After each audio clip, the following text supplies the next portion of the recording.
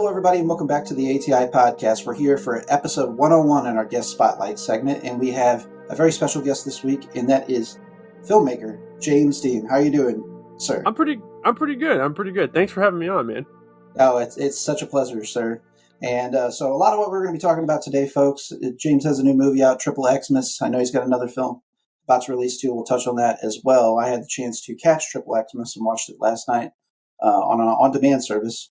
And really enjoyed that film. But where I'd like to really start things off at is just kind of talk to you, kind of what started this journey and your interest in filmmaking in general. I can pinpoint kind of the moment that I think I kind of like fell in love with film. And it's more of like, to me, it always kind of came across as like more like a magical moment. Like there is so much magic, really filmmaking, not so much, filmmaking too, but watching a film, especially as a child, it's like watching magic unfold because you don't know how any of these things are happening. And when you're really little, you're seeing these things and at a certain point, you believe everything you see. It's like, oh my God, that's possible, Right. And I remember distinctly, I don't remember the movie, but I remember like running up the little ramp. So when I was a kid, there were little ramps that went up to the theater and like there was these little track lights that kind of followed the ramps. And we're going back a while. And like, I just remember those lights like lighting up and me getting so excited just seeing that in my head. It made me think about, oh, I'm about to watch this magic unfold, whatever it was, if it was like Indiana Jones or Goonies or whatever. As I got a little bit older, Ninja Turtles, Sure. I didn't actually pursue filmmaking until I was in my mid-30s. And at that point, I was way past the threshold of what the average person would start, but all that magic and just the love for film, and not just like one kind of film. I love everything. I love sleazy films. I love trash films. I love, highbrow film, whatever. I don't care what you call them. I love all of it. And I don't feel like there's a need to like justify why I like one thing over another. Sure. I love films that a week later, I'm still thinking about them. And Absolutely. having deep conversations with my friends about them or my girlfriend. So I just love the entire experience, both ends, watching a film and also now making films. It's like magic to me. It really is. What was kind of the switch or the moment that you kind of shifted gears and you decided to start making films in your 30s? Because, as you said, that's kind of stereotypically a little late to often begin that journey. For sure, it definitely is. And I've even heard people say, I've heard a couple indie filmmakers who I don't know if they've ever actually made any films, but they're pretty big with their podcast. And they have a lot of opinions on indie film. And they say that if you don't start pursuing indie film or film in general in your early 20s, you might as well just give up. And I think that's, if I look at you and I say you should stop doing fill in the blank and you stop doing it, maybe you weren't cut out for it. Sure. But you should never take what I'm saying to lead what you're doing in your life. Right. I'm nobody, just like if you told me not to make any films, okay, cool. I respect your opinion. It was nice talking to you. We'll finish the podcast and I'll go on and keep making films, Right. I think that, I wanted to from in my 20s, but I didn't come from a background that was very supportive of art, I feel like. And it wasn't necessarily just front and center, you shouldn't do art, you shouldn't do filmmaking, anything like that. It wasn't even so much that it was pushed out there. It was just that you need money to pay bills. Right. Both of my parents worked full time, and they both struggled financially. And so it was always, you work, you make money, you pay bills, you go back to work. And it's like a cycle, you know? Right. And I think in my 30s, I kind of realized that if I was ever going to do that in any shape or form, anyway, if I was even going to try, I needed to get on it then, you know, and I needed to start then. And so I think it was just like, as far as like a light switch moment, it was just realizing that I was either making excuses, or I was just, a lot of times people make excuses why not to pursue anything in life, you know? Sure. And I Absolutely. think for me, the big one was that I can't come up with a good enough idea of something to shoot, even if it's just by myself, or if I have friends over and we're shooting something. And, you know, and then eventually I just became more and more comfortable with it. And that even that didn't happen all at once, really, because I remember a year in and I had made a few short films and they were horrible. I mean, they're still on my YouTube page. I have no reason to ever take them down. I think it's awesome to watch the progression, but they were bad. And I mean, they were bad. And it was in my head, if I had you over to do a scene with one other actor, I would get you in and out as quick as possible because I felt like I was spending your time and your time was valuable. But what I didn't understand was, the faster I got you out, the less the quality was, the less I was learning, and your time was being wasted just the same because you're already there and you're Right. donating. And at that time, you're donating, contributing your time to the project. And, you know, it just doesn't, it's a way of thinking about things. But, Sure. you know, so it was kind of progression of me doing bigger and bigger projects and then having other people come in and collaborate with me.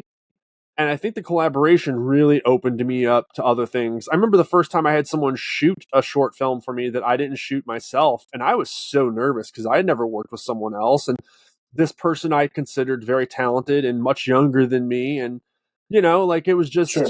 it's one of those things. And again, I learned so much just from that, you know, just the Right. communication about it. But I think I don't think it was just a light switch moment of all or nothing. I think I had this moment where I realized I needed to start on it, but the level of comfort of me having people around and having them spend their time on the project that I either wrote or I'm directing, or wrote and directing, it's, you know, it took a while to get comfortable with that for sure. Sure. Sure. Are you a guy that feels like you have to have kind of control of all the moving parts, or can you delegate? I love delegating. Um, so it's funny because indie film is such a weird thing. Sure. You have so many different parts and pieces to the puzzle, just like any like artistic endeavor. But with indie film, if you're trying to follow the paradigm or how it's done in Hollywood, you need all these extra people. And the truth is, with indie film, you're never just directing. Even if you're at the 500, 600, $700,000 budget, I know someone who directed a film, and he was at around the $700,000 budget, and he wasn't just directing. You know, he wanted to be just directing, but he was also producing, and that's still, it's tough, you know. Yeah. And yeah, so, you know, often I have done directing and wardrobe and producing and just, Right. you know, first AD stuff, you know, and sometimes Yeah. that's just, you know, a great first AD will really make your life so much easier on set, you know. Yeah. Yeah, Well, yeah, when it comes to indie filmmaking too, and I think you're making this point as well, but we'll hammer it home, is you don't often have the resources at your fingertips that obviously like a big production does, and right. it's not staffed quite the same, and you have to be kind of like lean and mean.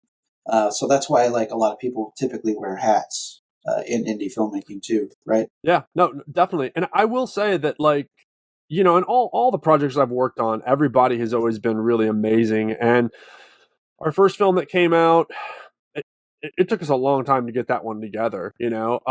But so, you know, that was Fontaine. I just call it Fontaine for short. Yeah. Then we shot Absolution, and then now we shot XXX-MAS, and each one has been such a large learning, like a learning experience, you know. But Yeah. they've all been so different, and we've tried something slightly different with each one. With XXX-MAS, we shot 9 days in a row with no breaks, and it was just too hard on the crew. the cast we kind of stacked in a way where we shot 3 days with people, and then they either were done or they had one day off, and then they had a couple more days. But the crew, which was a bare bones crew to begin with, they were beat up, and there were a couple cast members who were also part of the crew, and so not only were they acting, they were also crew, and it was too much, Yeah. and Yeah. we were able to get it done and get everything we needed, but it's so I Yeah. won't do it that way again. It'll be a slightly different approach in the future. Sure. Well, it's a learning experience, and Sure. I think that, every good filmmaker, mark of a good filmmaker is they learn with each outing. And I think it was like a discussion I was having with somebody here recently, but we were even talking about like Martin Scorsese and just seeing like the trajectory of his career as a director, and like where his narratives have went and his storytelling has went, even present days, like even currently taking risks at his age. And you have to admire the ambition as well. Right. No, I think if you're an artist of any kind and you're not taking some sort of chance and doing something different, I don't know, it kind of becomes the same thing, right? Like, Sure. and like if you're known for something and people love you for that and you're doing it as a business, sure. If you can sell more of that and you can package it slightly different, but it's the same thing and you're happy and you're content, fine. I mean, I would have nothing against someone doing that. Um, for me, I think it's half and half. Like there has to be a business aspect to it if you want to keep doing it. Sure. Um, because you have to be able to raise funds for the next one. You have to be able to Sure. pay for everything. You have to be And profitable. so, yeah. I mean, dude, it's At indie least film. break even. I'm happy Right. if I even break even. I mean, Right.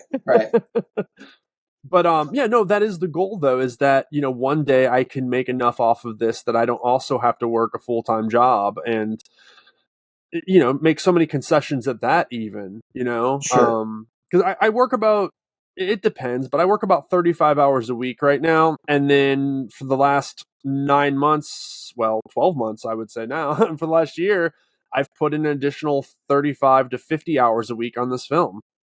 And Yeah. that's not an exaggeration. So Yeah.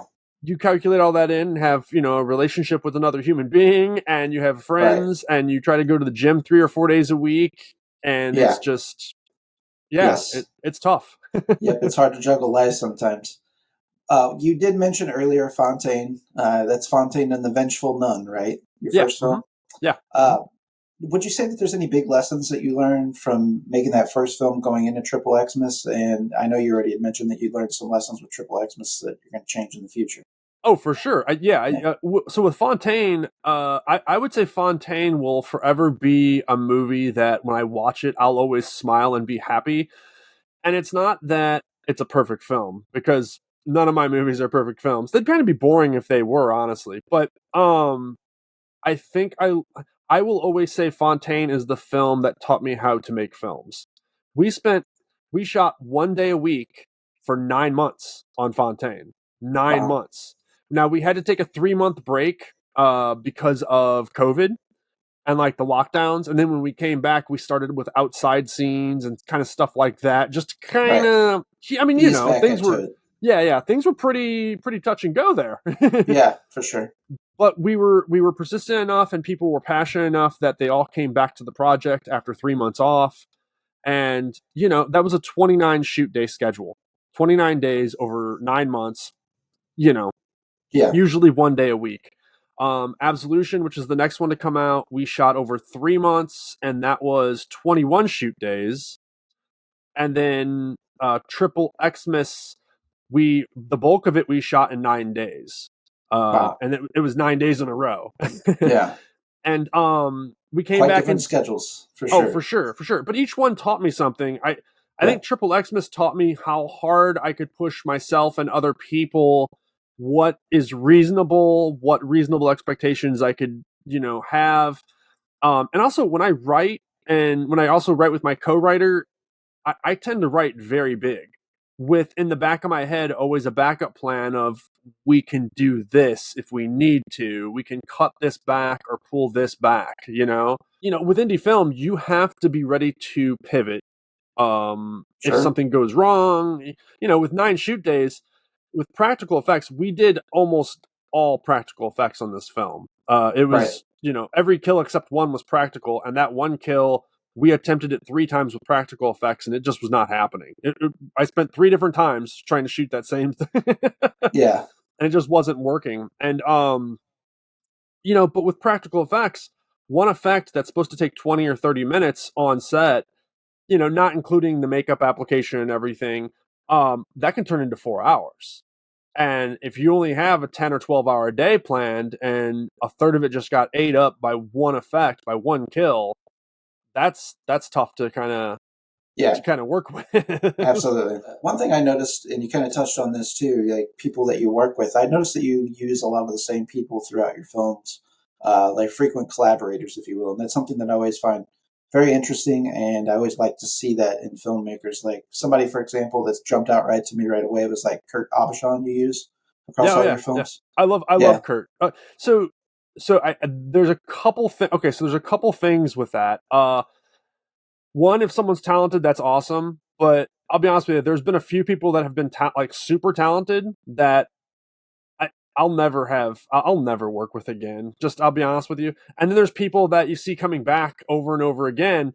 And there's also people that I haven't had a chance to work with again that are super talented that you'll see eventually back again for sure. Because I have some people that I absolutely love that I've worked with that I just haven't had the chance to bring them back because there wasn't a character that was kind of right for them. Sure. But love, right. Yeah. Timing, characters, just everything. I love Kurt. I love a lot of the people that I work with. And when I start to write something new, because I know these actors and I know their strengths also, especially with people that are just starting out acting or newer, or sometimes just friends. The lead of my first film was someone I played Dungeons and Dragons with. And, and she had a little bit of acting background, and, we made a short film together. We made 2 short films together. And then after that, we wanted to make this feature film with her as the same character she was in one of the short films. And, if I ever make a sequel to Fontaine, the only way I will do it is if she's back. I can tell you that right now. That's the only way I'd ever do it. But I love having a rapport with people. You become friends and family with them, Right. Yeah.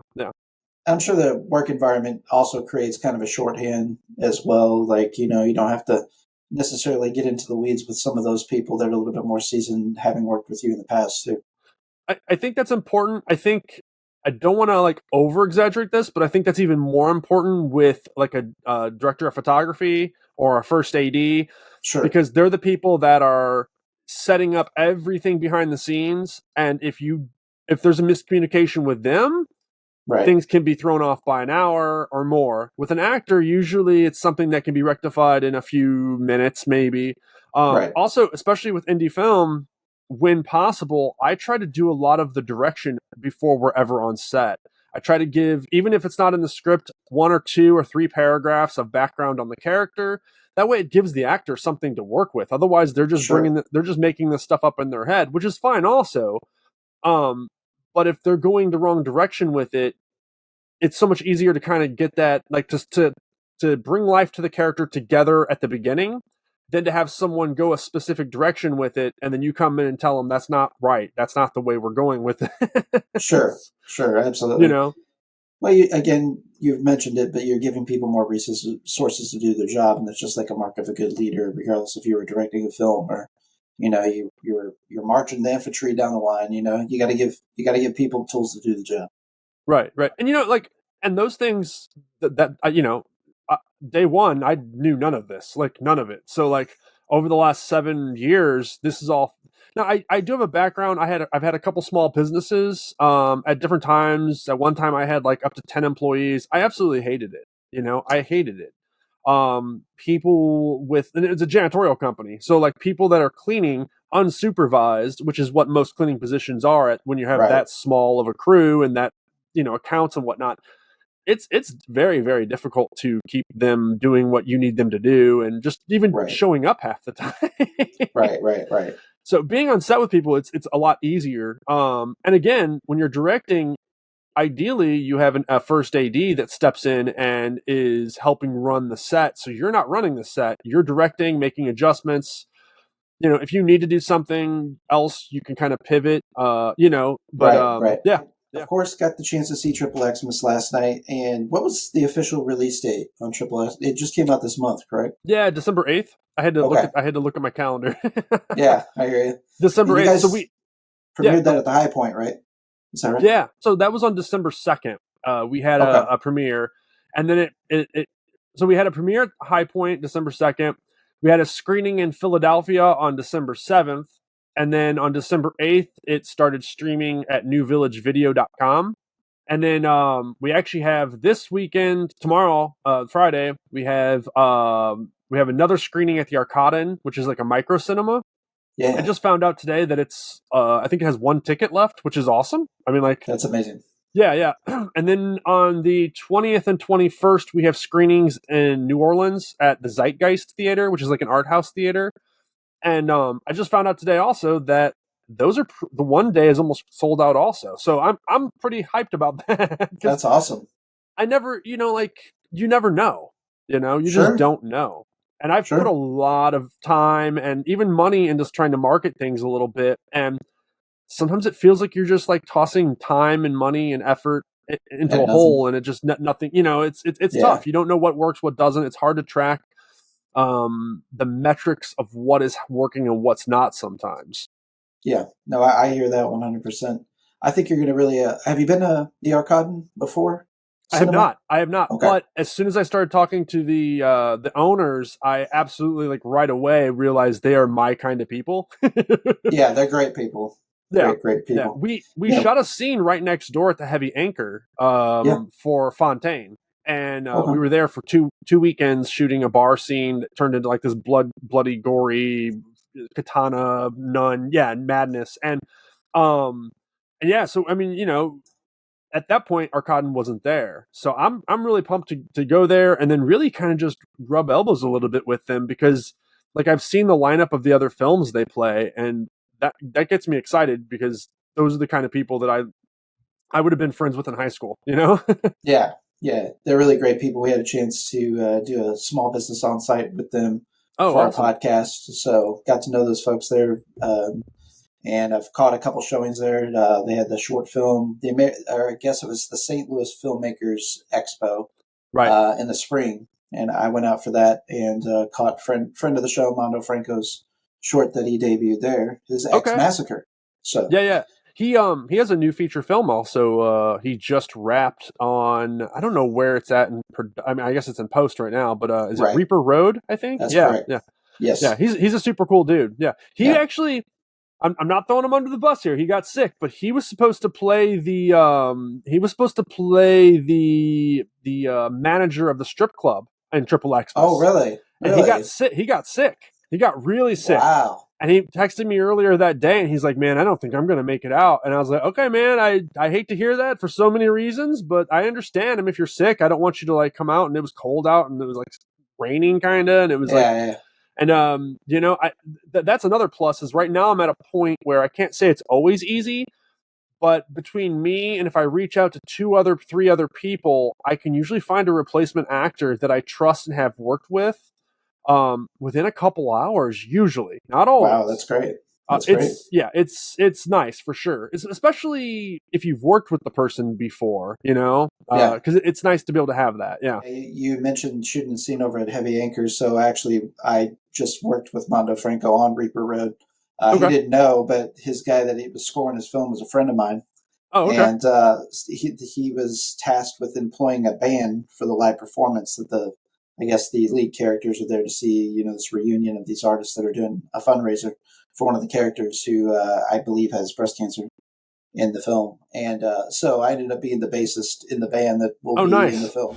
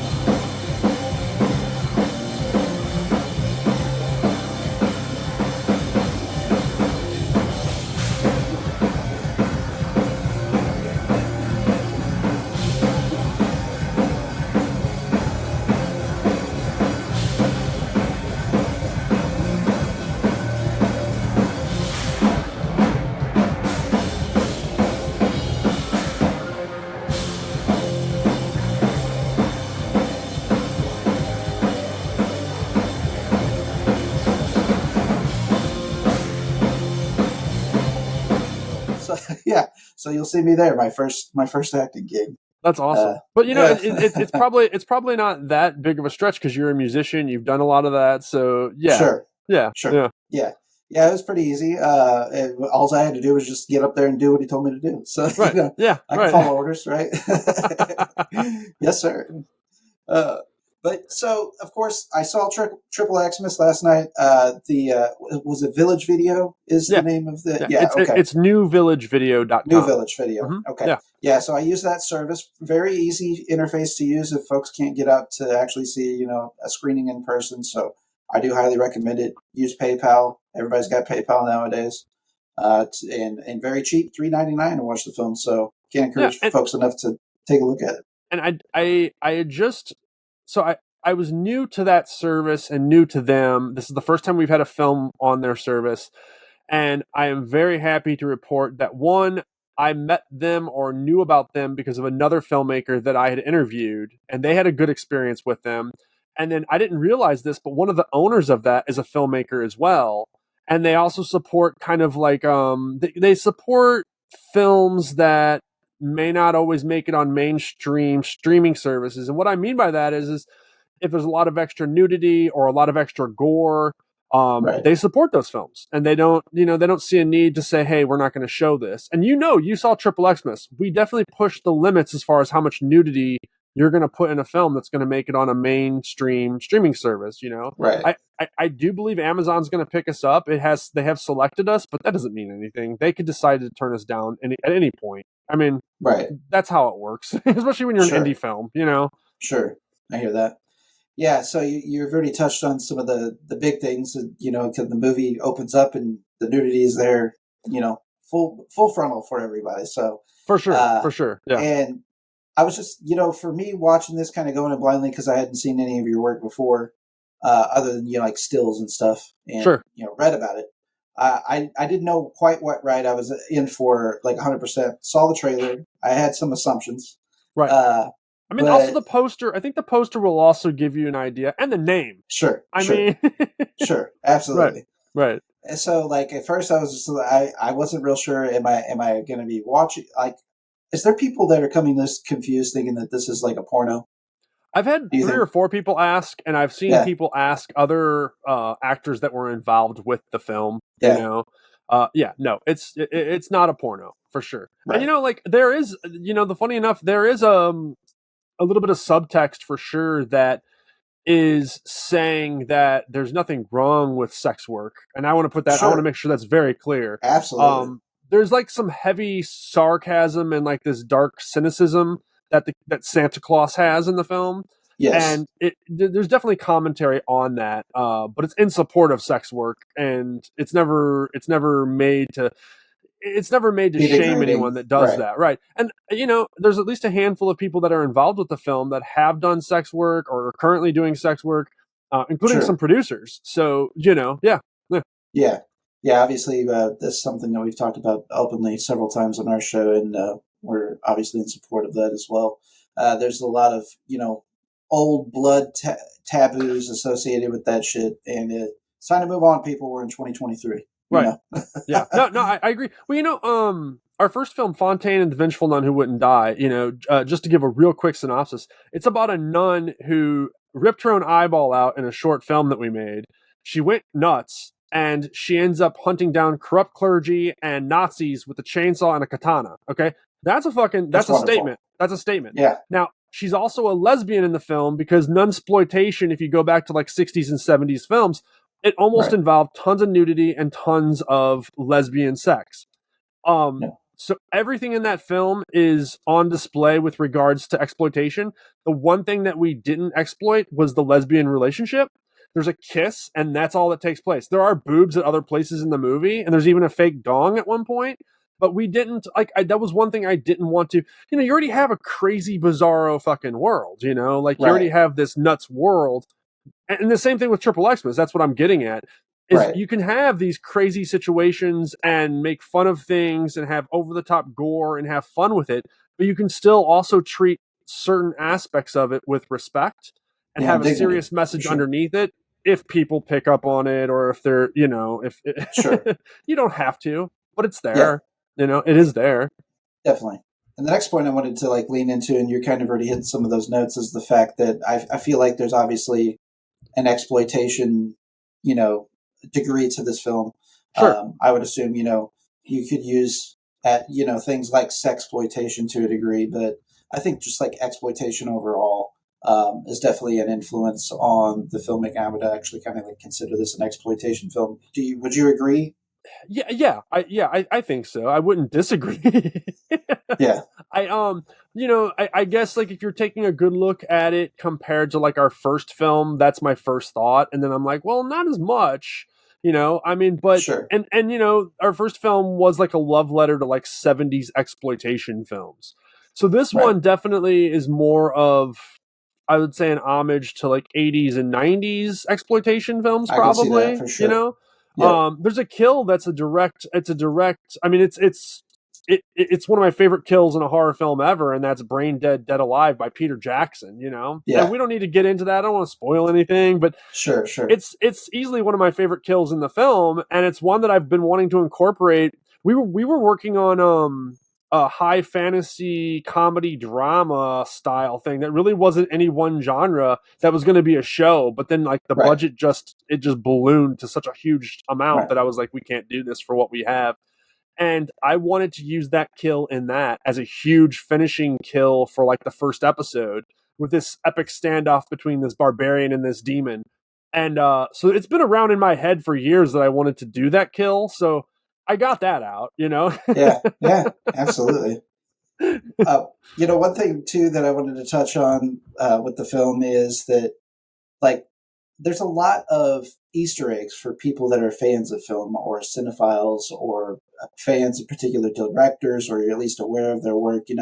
There's little lines, and I don't feel like it gives too much away, but references to Gus Van Sant being a person who remakes movies. And, yes.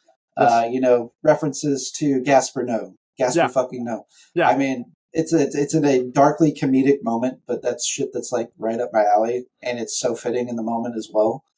So there's a lot of stuff beyond, just like, I don't think it's fair to just like paint this movie with the exploitation brush. Not that that's a negative thing to begin with, but I think, there's certainly people that hear that might discredit a film just because of that as well. Right. But you know what? Let's be honest. Those people, do I really care? I mean, I don't know. I'm not trying to convince anyone to watch my stuff. If you see the poster and it looks cool, if you see the trailer and you're like, okay, this is an indie film, it's going to have flaws, but I have heard they used almost all practical effects, and they put a lot of love and care into it, and it's a unique storyline for sure. Right. There's a lot of commentary on indie film. Like, there's a lot of commentary on indie film in this. And there's also a lot of commentary on people having just a little bit of success that are indie filmmakers, and then like becoming full of themselves. And it's like, we're all human. I don't care who you are. If you're the biggest star in the world and you're an a-hole, you're still an a-hole. Like, absolutely. So there's a lot of little things that I tried to like weave in and out of this. There's dad joke humor. Like Santa has some. He has some one-liners that are up there, and when you incorporate them into the circumstances of what's going on, it's like, oh, did he really just say that? And then you'll either laugh out loud when you first hear it, or you're going to shake your head and laugh at us for writing it. One of those two things is probably going to happen either.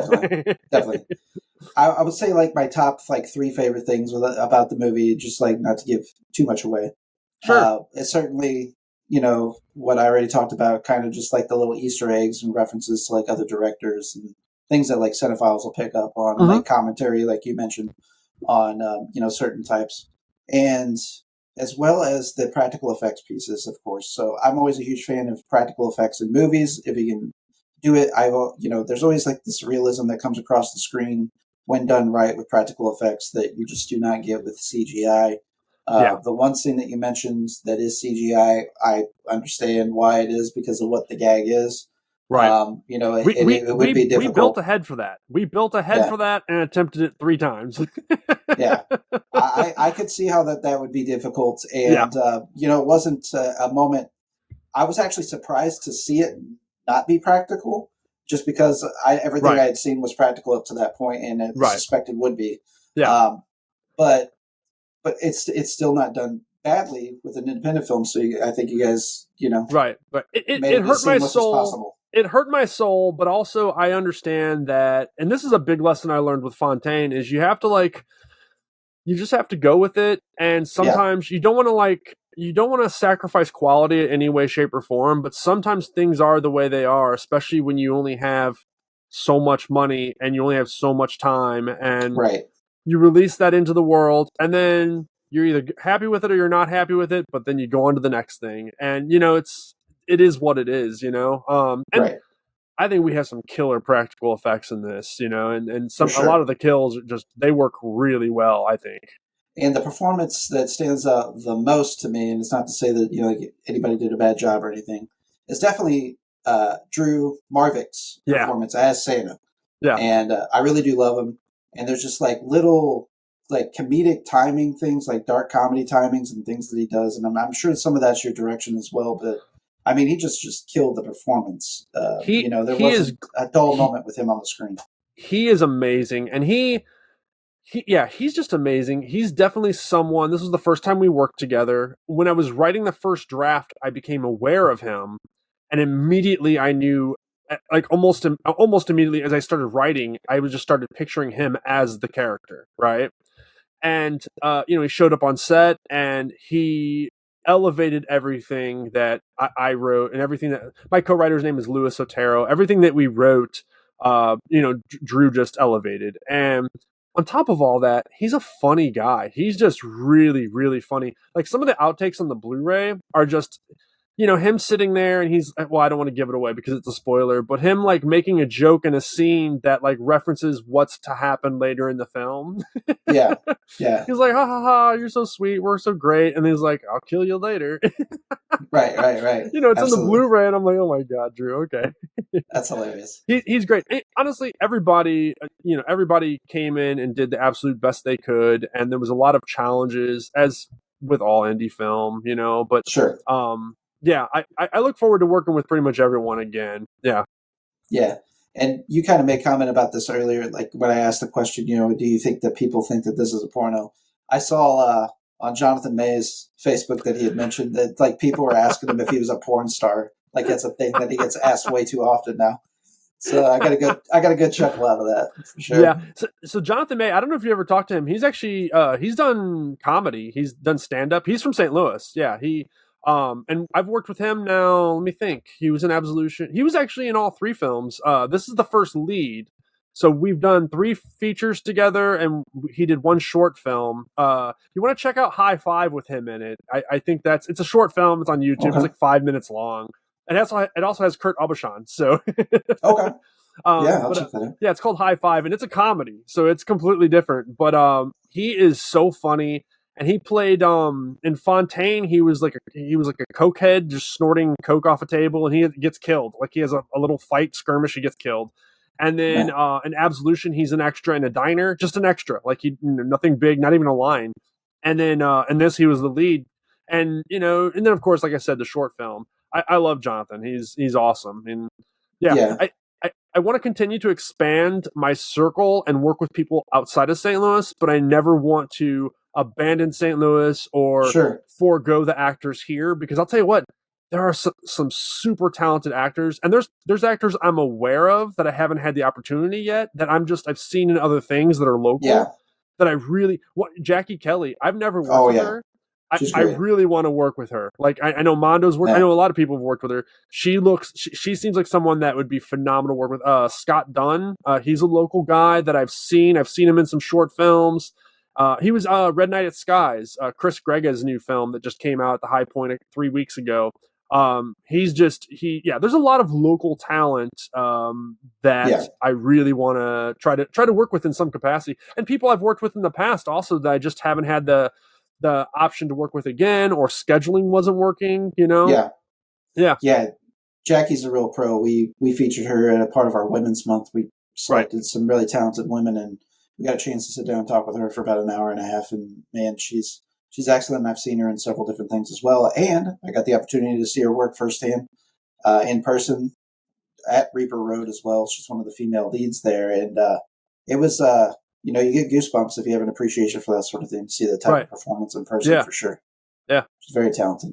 Another thing I got to say too, you mentioned Jonathan, Mike and Jonathan. I think he's got a likability too that comes across the screen. You know, again, another character that I enjoyed in the film quite a bit.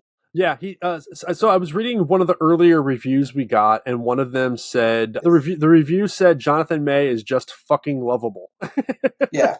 And you know what? My reply was, you know what? I am 100% gonna agree with you, and I'm gonna tell you right now, that's how he is in real life too. And he's just a good dude, and I think it shines through. But if you watch his small role in Fontaine, he also looked like he was pretty like someone you wouldn't want to mess with in a fight. Also, so like. You know, Yeah. he has the chops, and he definitely does the comedy and the likable role very, very well, for sure. One gag I got to give away that I absolutely love, though, and it's just a small thing, but again, it goes back to like that darkly comedic stuff. Is on one of the occasions that Santa's getting his cookies, because of course Santa's got to have his cookies, right? Oh yeah. He dips the cookie in blood and then takes a bite out of it, and enjoys it even more so. You know what I love? Absolutely love that. What I absolutely love is that the few things that you've brought up overall have not done as well in a theater experience as I would have expected. One of them is that one joke about Gus Van Sant. Like, right. That's one that I've watched this movie over 100 times. If you edit a film and you color grade a film, and then you go through and approve sound mixes, and you've done 10 sound mixes, you've watched a film 100 times, I guarantee you. And I've watched it twice with audiences. And the Gus Van Sant thing, no one ever seems to get. And like, to me, every single time I watched it in the edit, and every single time I was going through, I laughed every time. And it's not even something I wrote; it's something Lewis wrote. But I just thought it was like the funniest thing ever. And I'm just thinking, maybe people don't get that because they don't get the reference. I'm not sure, but like, to me, that's hilarious. It's hilarious, and it's a good chance that people don't. You know. Yeah. That's okay. I mean. Yeah. I don't know that Gus Van Sant's as prominent as he once was either in most people's eyes as well. Right. Yeah. Like, I don't know how many people understand that the reference at the beginning with Kurt Aubuchon doing that like horrible dance. That's a complete reference to Crispin Glover in Friday the 13th, you know? And, you know, just having like a dance that's so ridiculous. And I didn't show him the dance. I didn't show him on purpose. He's never seen that. But I told him I needed him to come out and dance as like the worst he could dance and like make it obnoxious. And I needed their reactions to be authentic to it. And so he did. And then I showed it to him like a week or two later, and he's like, "Oh my God." He's like, "Well, I think I was successful." yeah, for sure. One thing that's been plaguing me since I've watched this movie, I got to know, how soft is a chinchilla's nutsack? I don't know personally. I don't know. I thought that was an interesting simile to have in the movie there. Yeah, no, for sure. I mean, you know, I think having fun with the script, especially when it's something like this, you know, I think go for it. You know, I think a lot of people are too afraid to put things out there, and again, that wasn't my line. You know, I'll take credit for some of the one-liners for sure because I was super excited. Yeah. I wrote the line that comes after someone has their junk mutilated, and the co-writer who had like he had obviously reread the script multiple times as we were passing drafts back and forth. He was on set, and he was acting as script supervisor, and he walked in, he goes, "James, I just got that joke." And he started laughing. Like, we had to, like, he was laughing so loud. He's like, why did it take till I was on set to hear Drew say that for me to get that? And I was like, I don't know, but I'm glad you appreciate it now. Right. Yeah. There's so many little like little quips with this movie too that I think like if you're not paying attention, like it can be easily lost on you too, for sure. Yeah. I know for a fact when we had our screening here at High Point, the audience was, I mean, like, you know, it's home team advantage, I guess, you know, but the audience absolutely loved it here. They really liked it in PA, but I think the reaction here was much bigger. And there were a couple times where people were laughing and they missed the next thing because they were laughing so much. And that was fun also. You know, with our first film, we screened it at a drive-in. And so you don't really get to see or hear people's reactions because you're all in different cars.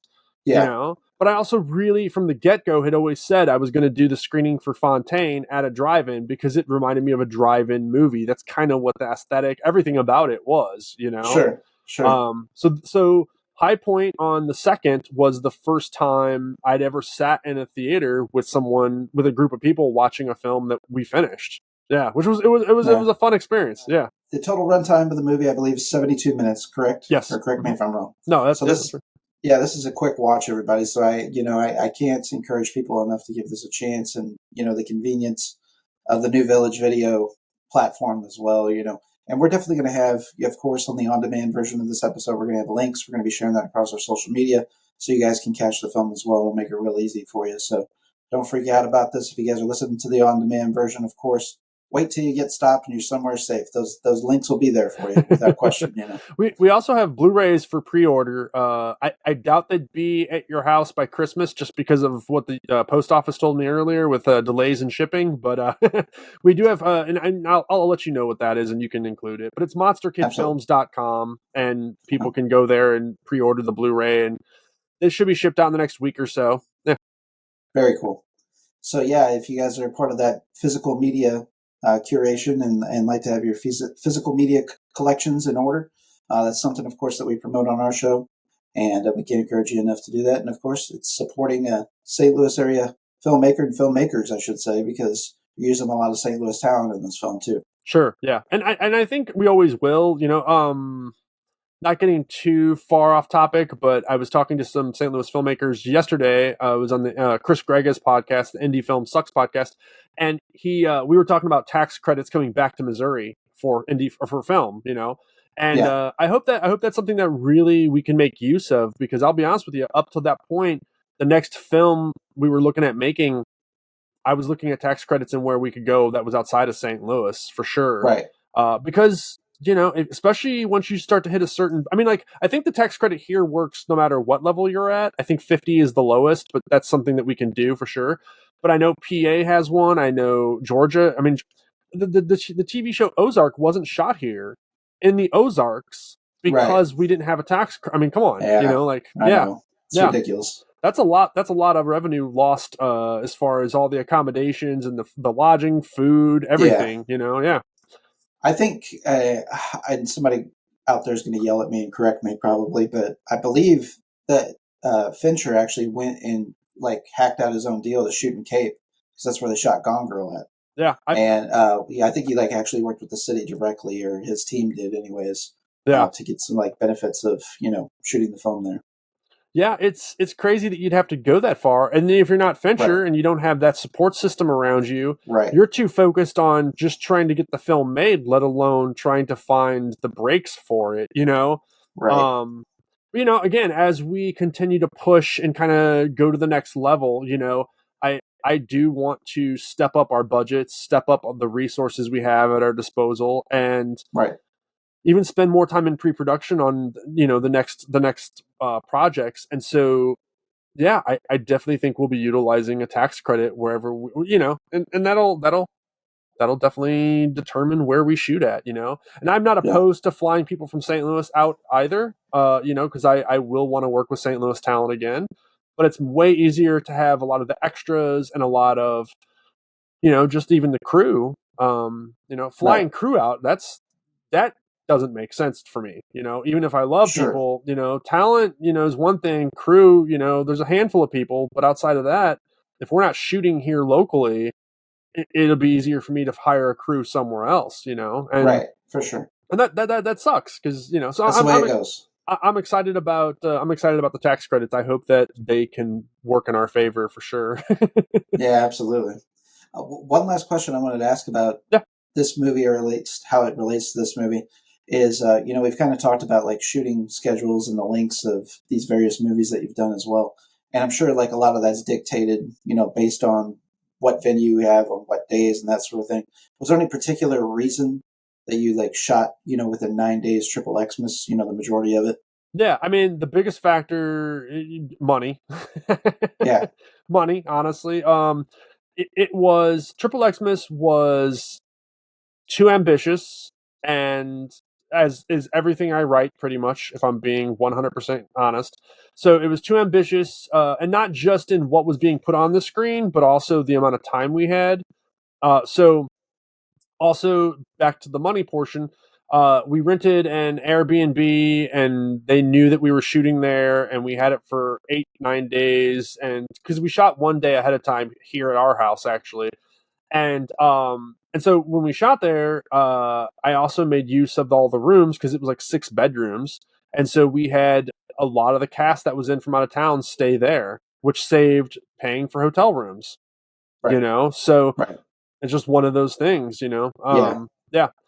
Don't get me wrong. Like, someone asked me, one of the first interviews we did for XXX-MAS, someone asked me if I had $100,000, how would I have spent it on XXX-MAS? $100,000 more. And I said, honestly, I probably would have spent 15,000 of it and had a couple more days on set with some actors and done a few more things. And I said, the other 85,000, I probably would have just went and made another movie. If I'm being honest, Yeah. I don't need 100,000 more to make a movie called XXX-MAS. Right. Right. Right. So let's touch on a little bit more of Absolution before we wrap things up today, because I'm intrigued by that. I know it's something that you said that's basically in post at this point, right? Yeah, it's actually halfway done with the rough cut. So yeah, okay, yeah. What's the film about? Yeah, it's a completely different kind of film altogether than our first two. It is about an alcoholic Vietnam veteran who stumbles upon, gets into an altercation with a gang member, and then he ends up finding a girl that they assaulted and left for dead. He sews her back up, and they kind of create this friendship, and then it does go the route of revenge, and you have this older Vietnam vet who is just a raging alcoholic, and it's kind of a gang versus him. And I want to say, I don't know if you've ever seen the movie Blue Ruin. Yes, absolutely. Yeah. Love it. That was the main inspiration for it, for sure. Okay. With just a touch, and I mean, just like a little bit of salt, just a little bit of salt of Death Wish. Sure. And so when it comes to like the older guy setting up traps in his home, and right. Like the ways in which he dispatches of some of these gang members.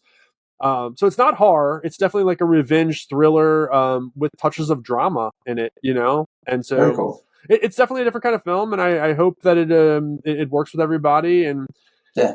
It's a lot heavier. Like it's not a fun, playful, laughing every minute, gory, sure. over the top gory. Definitely not. There is some gory kills in it. Yeah. But it's not a fun film for sure. It's more in line with a serious revenge flick, which I thought was really cool to make, but it also in post was starting to weigh on me a little bit because it is a much heavier film. Right. Yeah.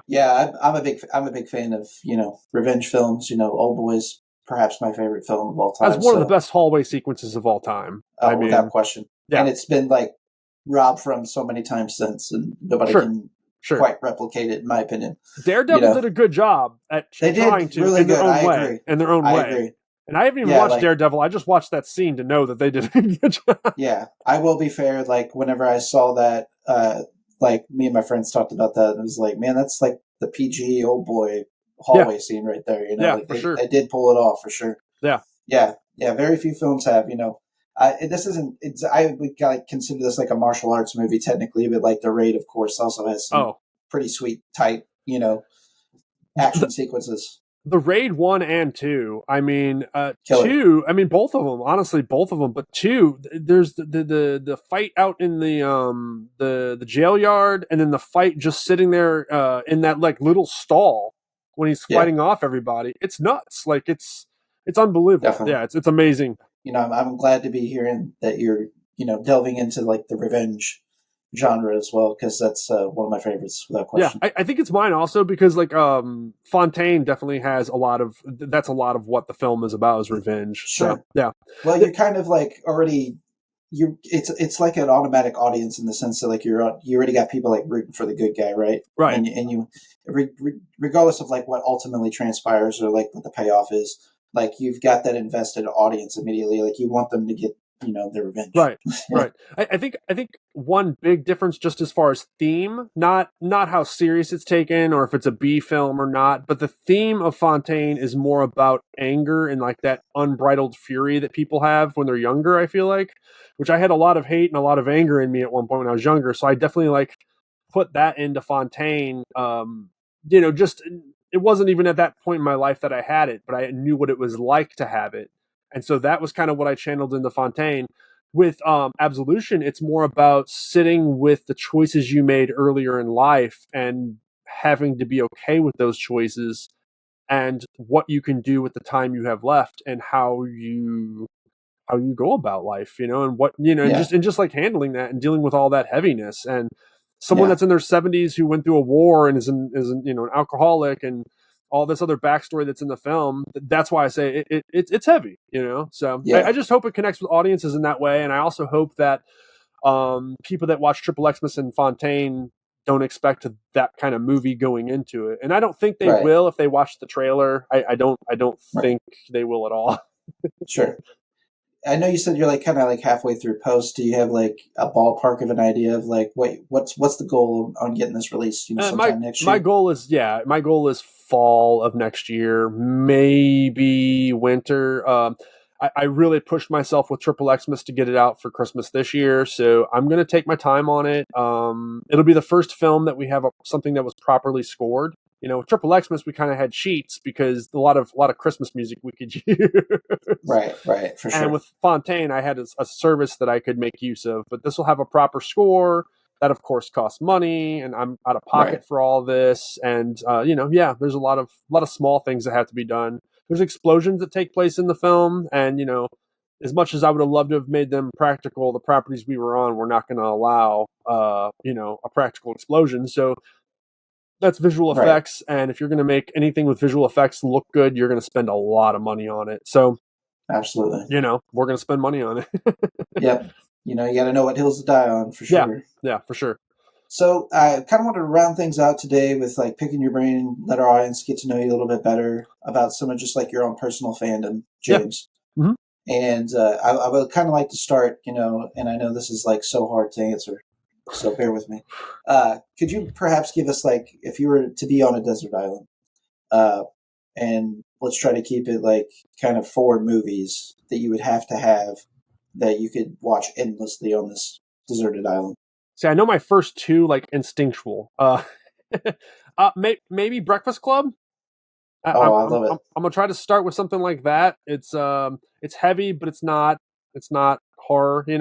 It's so wild that you say that, because I literally like driving home from work tonight with my daughter. I was just like reminiscing on like old movies that I used to like whenever I was a kid. Like I discovered on my own, like my parents didn't lead me to or whatever. Yeah, and I was like, man, not enough people talk about Breakfast Club present day.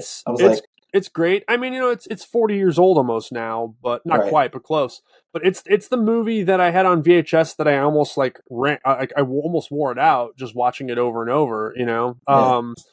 So Breakfast Club, Evil Dead 2. I mean, it's one of my favorite films of all time. Brain Dead, Dead Alive. The same movie, different names. Peter Jackson early work. Wow, the 4th one. I need to go with something serious, but I don't know.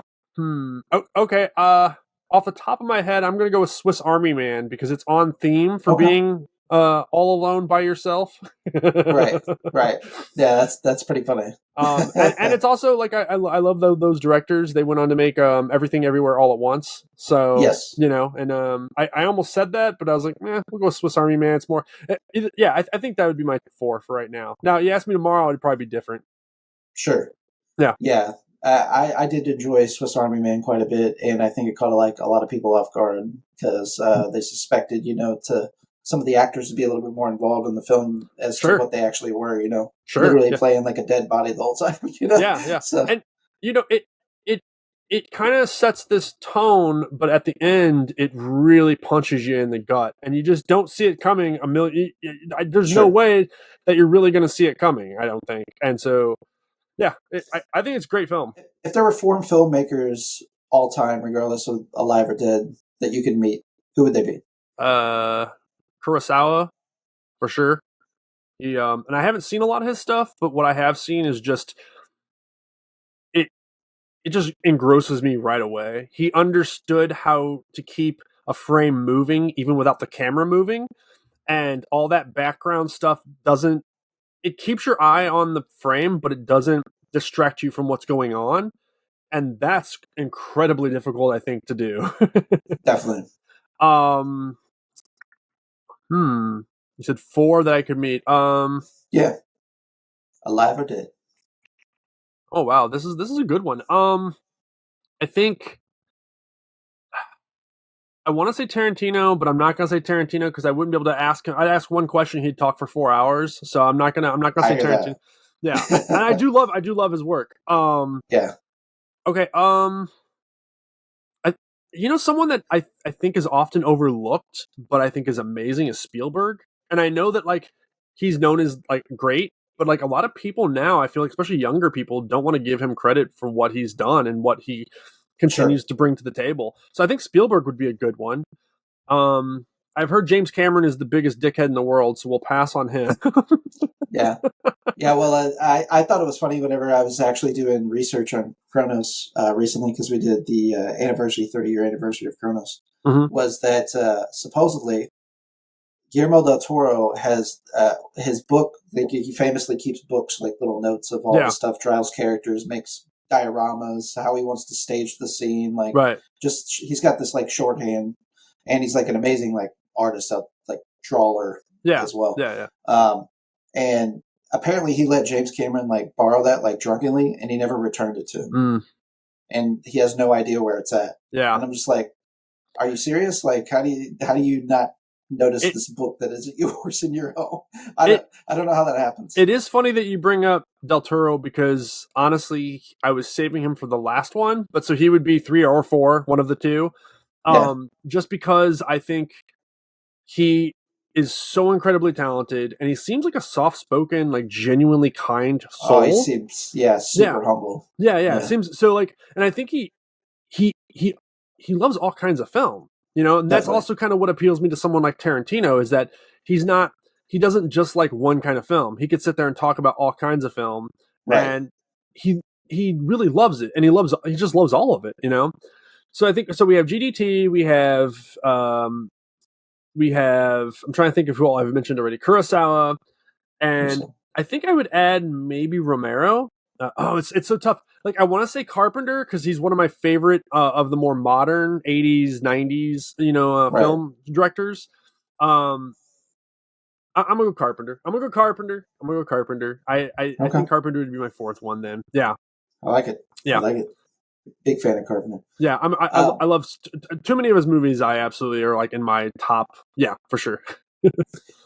are you very particular about like movie scores? Like, do you have some favorite movie scores I'm by not. chance? I know I noticed them, but I'm not like overly obsessed with them. I Yeah. do think that again, going back to Carpenter, which kind of also makes me that much more interested in like his work and why I kind of catapult him to even like as like the top of the top filmmakers isn't just that he's a director and a writer, but he makes these scores that the score can really either create or destroy a film. Yes, for sure. And the atmosphere that he brings to his films with his scores are just, and I love that. Like I know synth has been kind of brought back and then kind of beat to death, but I feel like his stuff sounds so different and unique. And Sure. I, I'm sure someone else has done that before him, but to me, he's the person that really introduced me to that style of music. And Yeah. so if we're talking a score, like right off the top of my head, I would mention Carpenter, and that would be the first person that I would kind of gravitate towards. Yeah, for sure. On the subject of music, do you Mhm. have any like favorite artists? Like, what's maybe like your four favorite artists? Yeah, that's an interesting one. I go all over the place. My absolute favorite artist is Weezer, and Okay. I think there's a lot of reasons for that, but I think the number one reason I do like their music quite a bit. They've been around forever, but I Right. think they are the first people that showed me that you don't have to slick back your hair, wear an earring, or do whatever, you know, Right. to Right. be cool. Being Right. yourself, you can be cool. And in some ways, I think you're more cool just by embracing who you are and whatever you are. I've For been sure. telling dad jokes since I was 10. Now it's fitting because I'm in my 40s, but at 10 it definitely wasn't fitting and people really were confused. Now they're just like, look at this 40-year-old guy telling dad, what an idiot, which is fine. It's probably easier. But so Weezer would be up there for sure. Someone I don't listen to as much today, but like really helped like shape my late teen years would be Korn. I really loved Okay. Korn. Sure. Um, a more modern band that I started listening to that I'm not gonna say they're my favorite, but I really enjoy their stuff as Bad Flower. I don't know if you ever heard of them. I've heard of them. I don't really listen to them, but Yeah, check their stuff out. I really like them. And then I would want to mix things up a little bit if we're talking four, and then I'd probably want to go to honestly like Snoop Dogg. Man, he's been around so long. And I grew up listening to gangster rap at like 10 years old. Like NWA and like, Dr. Dre and all that. And so like, it just, and I don't want to like stick to all like rock or rock adjacent kind of stuff. So like, Snoop Dogg's definitely up there for me. Yeah, for sure. So that would kind of round out the four, I think. Very cool. Yeah. Yeah. It's hard to beat those first two Weezer albums too, You got the Blue Album and Pinkerton. Those are, chef's kiss. Yeah, for sure. And if you get a chance, check out their NPR performance they did. I don't know if it was like 2 years ago, 3 or 4 years ago, but like listening to them do 4 songs on NPR's Tiny Desk, I was like, man, I feel like they still got it. I don't know. I love them. Whenever they come through, I always try to go see them. Yeah.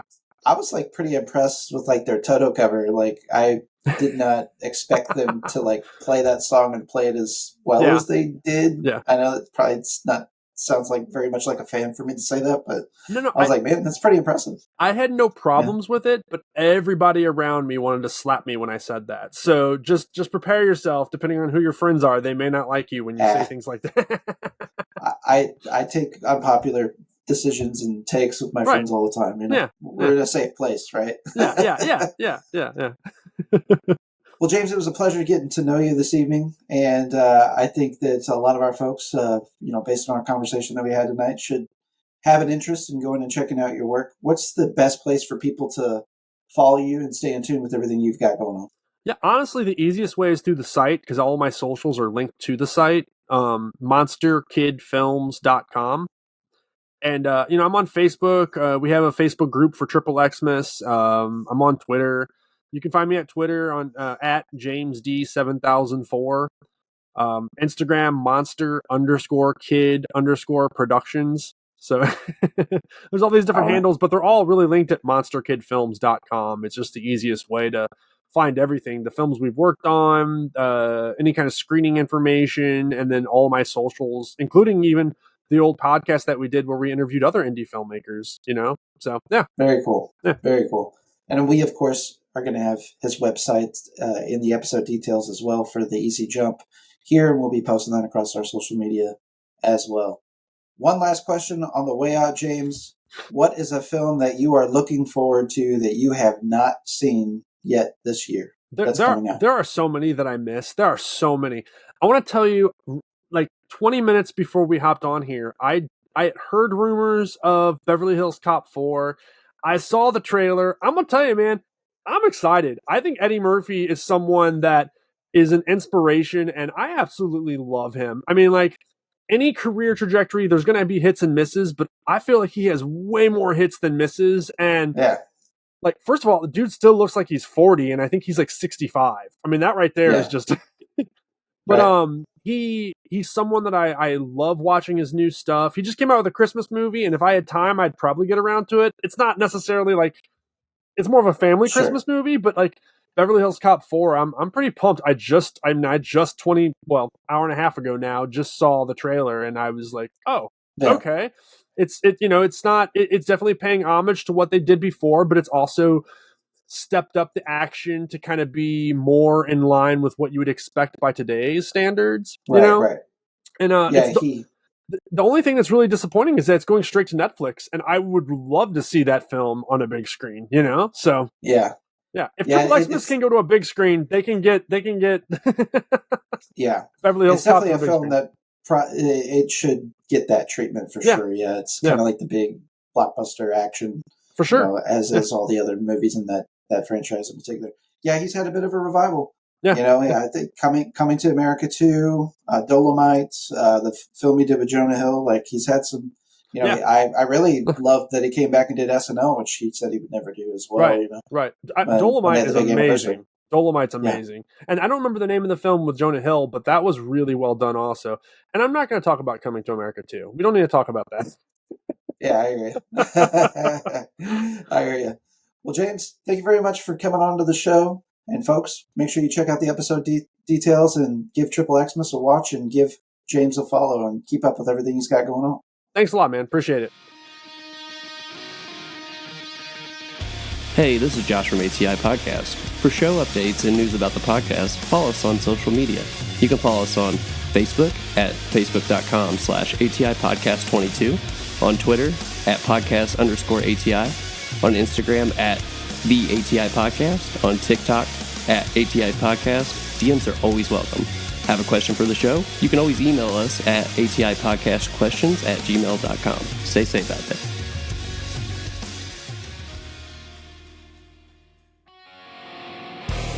This is Barrett from the ATI Podcast. Each week, Josh and I discuss current events, pop culture, music, TV, movies, politics, sports. Nothing is out of bounds. You can also tune in to learn about rising artists, small businesses. Whether it's music, graphic design, filmmaking, or even a brick-and-mortar mom-and-pop shop, we will be spotlighting folks and their endeavors. Listen to us on Spotify, Apple Podcasts, Google Podcasts, Amazon Music, Anchor, or anywhere you enjoy your podcasts. Just search ATI Podcast. We would like to thank you for your continued support, and as always, please stay safe out there.